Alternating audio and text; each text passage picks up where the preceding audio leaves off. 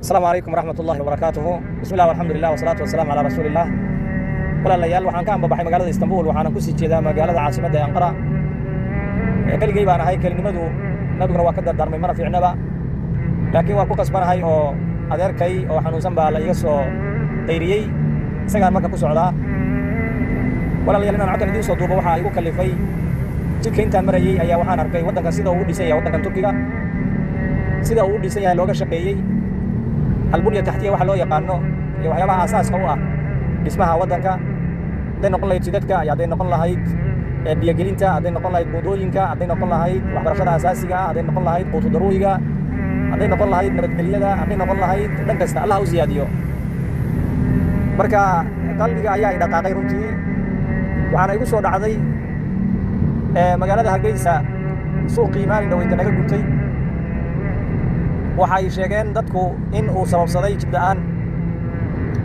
oo jidad iyo meel xitaa ay dad dabdamiska meel soo maraan in la waayay Hargeysana waxa laga yaabaa meelaha ugu horumarsan Soomaaliya inay ka mid tahay meelaha ugu nabadgelyada badan inay tahay waddankeeni marka ayaa milicsaday waxa ay soo baxday in Turkiga iyo Soomaaliya ay kala duwan yihiin dadka Turkiga dadka Soomaaliya ay kala duwan yihiin ma aha in Ilaahay subhanahu wa ta'ala ay u kala dhow yihiin laakiin horumarka iyo wadada guusha qaab loo qaado ayay leedahay wadada guuldaradana qaab loo qaado ayay leedahay waxa markay igu soo dhacaysay maanta dalkeeni abaaro iyo aafooyin iyo gaajo iyo dacdarro ayaa ka jirta dhalinyaradeenni iyo mustaqbalkeenni qaar wayba inxiraafeen oo kuwa ay amnigiiba khalkhalka geliyey ee culumadii ummaddan indhaha u ahayd isku qarxinaysa ee siyaasiyiinta isku qarxinaysa ee masaajidda looga tukan layahay kuwa xaalkoodii waa sidaa kuwana badahaas iyo tahriib bay ku dhammaadeen xabsiyada waddamada galbeedka ay ka buuxaan mukhadaraad iyo daroogaa dilooday in badan oo ka mid ah kuwana social mediaha ayay tadxiyo u yihiinoo daxaaya u yihiinoo waxaa weeye markay shaqo la'aan ku dhacday oo mustaqbal la'aan ay ku dhacday ayaa waxaa u soo baxdayba in ay social mediahaasi risqi ka raadsadaan markaasay wax alla wixii qiyamka wax u dhimeeyey ee dhaqanka wax u dhimeeyey ee diinta wax u dhimeeyey oo dhan ayaa lagu dhaqaaqayaa si loo fiirsado oo ay lacag u sameeyaan qaarna fitno ayay ka tarinayaan iyo waxaan loo baahnayn siyaasiyiinteennii haddaad u fiirsato ilaa man raxima rabbii walasnaa bishaamidiin waxaa weeye dadkoodiioo sidaa ah dhallinyaradoodiioo sidaa ah dalkiioo abaara ku jira oo oon loo dhimanaya iyo gaajo ayaa waxaad arkaysaa kursi hebel $1 milyan baa lagu kala iibsaday $1 milyan iyo bar baa lagu kala iibsaday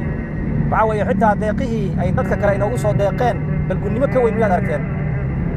ummadihii xoogayga noogu soo deeqeen ayaa waxa weeye laaluush iyo waxaan loo joogin lagu bixinaya una malayn maayo inay tahay waddadii guusha iyo waddadii horumarka war ilaahay sayna ma arko war sow iimaan ma lihin war dadnimadii aaway war dhaqankii aaway war diirna xamiyayna lahayn war gabdhaheennii iyo ubaxeennii ayaa waxaa weeye